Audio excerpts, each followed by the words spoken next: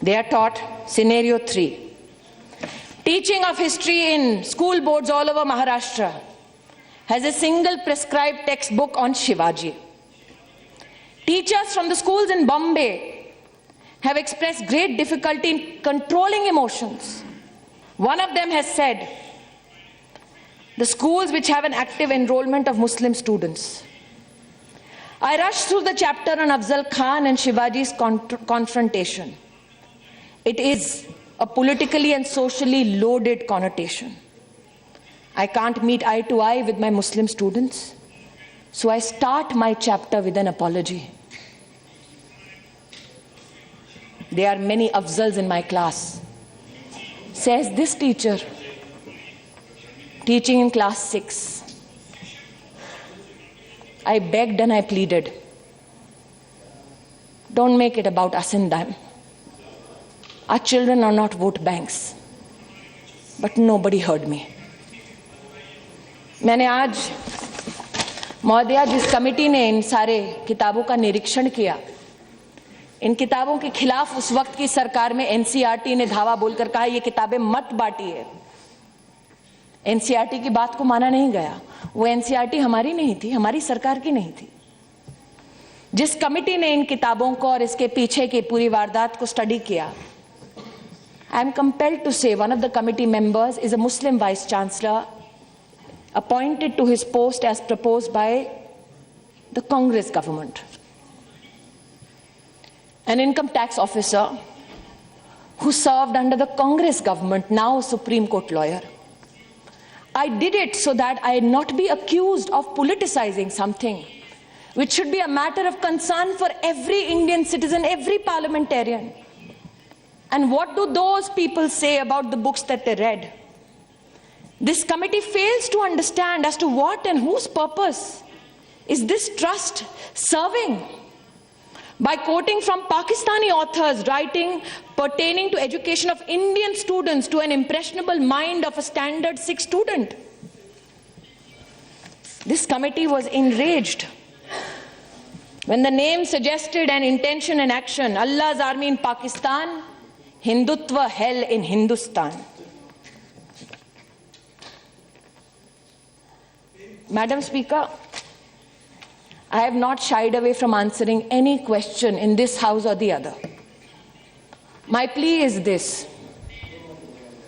Across universities, when Vice Chancellor said we want to raise our flag proudly, they were condemned. Mr. Gandhi went to Uttar Pradesh and said, सारे के सारे VCRSS वाले हैं। शायद उनको पता नहीं है कि आज भी इस सरकार में सेंट्रल यूनिवर्सिटी के चांसलर्स में से 20 ऐसे हैं जिनको कांग्रेस ने नियुक्त किया। 16 वाइस चांसलर्स ऐसे हैं जिनको कांग्रेस ने नियुक्त किया। आज मैं चुनौती दे सकती हूं, कांग्रेस द्वारा नियुक्त किया गया एक भी वाइस चांसलर आकर कहे प्रमाण के साथ कि मैंने भगवाकरण किया है, मैं राजनीति छोड़ दूंगी। इसी सदन में शायद आज सोनिया जी नहीं है, उनको नहीं बोल सकती। अटल बिहारी वाजपेयी जी ने शायद ये कहा था कि भारत कोई भूमि का टुकड़ा नहीं है, एक जीता जागता राष्ट्र पुरुष है।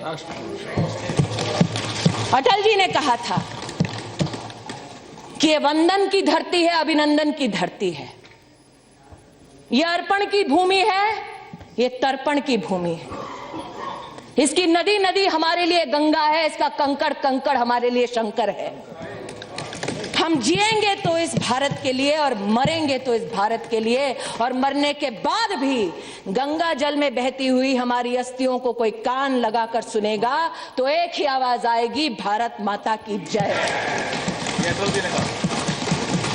प्रश्न ये उठता है, जिस अटल बिहारी वाजपेयी जी ने ये कहा, उन्होंने समर्थन किया इंदिरा जी का, दुर्गा का उन्हें स्वरूप माना। जब राष्ट्र के वैभव के लिए इंदिरा गांधी ने कहा कि जाओ और इंसानियत की रक्षा करो, आज मैंने देखा, they say politics makes strange bedfellows. Sugata Bose ji जब अपना भाषण दे रहे थे, एकेडमिकली बहुत अच्छा भाषण है, मैं भी सराहना करती हूं, तो सोनिया जी, Rahul ji, they were like compelled, they should, we all should compliment each other, shook his hand. I only wished that Dr. Bose was here to gift them a book called Dead Reckoning by Sharmila Bose. Who is Sharmila Bose? Dr. Bose's sister, a renowned historian. And in the Dead Reckoning she writes that the Bangladesh Liberation War was a fallacy. That the Pakistani army never did anything to the Bangladeshis that Indira Gandhi went to support. इसलिए आज प्रश्न ही उठता है कि सत्ता तो इंदिरा गांधी ने भी खोई थी, लेकिन उनके बेटे ने कभी भारत की बर्बादी के नारों का समर्थन नहीं किया था। इसलिए मेरा आग्रह दुर्भाग्यपूर्ण है, वेंकैया जी ने जो कहा कि कई बच्चों की मृत्यु हुई। 2012 में ही रेगुलेशन बना था यूजीसी का कि एंटी डिस्क्रिमिनेशन ऑफिसर हर यूनिवर्सिटी के कैंपस पर हो। हमने वाइस चांसलर्स की मीटिंग बुलाकर आग्रह किया और उन्होंने स्वीकार किया कि एंटी डिस्क्रिमिनेशन ऑफिसर हर कैंपस में होगा। हमने जुडिशियल कमीशन बनाया। उन बच्चों को तो न्याय नहीं मिला जिन्होंने प्राण त्यागे जब कांग्रेस पार्टी सत्ता में थी, लेकिन हमने पक्षपात की राजनीति नहीं की। हमने कहा न्याय हो, दोषी जो है उसको सूली पर चढ़ाओ। हमने जुडिशियल कमीशन बनाया, एहसान नहीं किया, न्याय किया, कोशिश की। ये कोशिश मैं हर दिन करती हूं। मेरा आग्रह है सबसे कि अगर हम शिक्षा को रणभूमि बनाएंगे, बच्चों को वोट बैंक बनाएंगे, तो जेएनयू के कुछ भटके हुए छात्र तो क्या नारा देंगे, लेकिन इस देश को बर्बादी के कगार पर वो राजनीति ले जाएगी जो एक बच्चे की मृत्यु को भी राजनीतिक अवसर बनाकर इस्तेमाल करती है। इसलिए मेरा हाथ जोड़कर निवेदन है, जहां न्याय है उस न्याय को अपना काम करने दो, जहां पुलिस है उस पुलिस को अपना काम करने दो।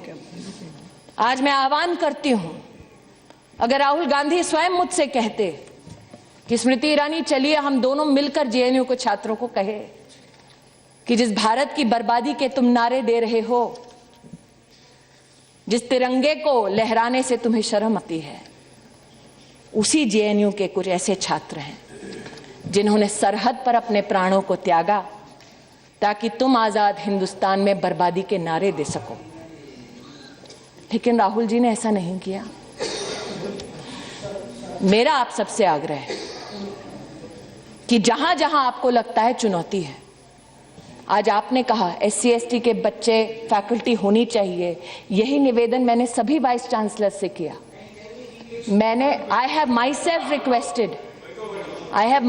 requested to every vice chancellor that listen to all children, every university which functions under the aegis of the government of India, listen to children, for they come with their emotional legacies and their social challenges, and it is incumbent upon us to provide them refuge and a productive life.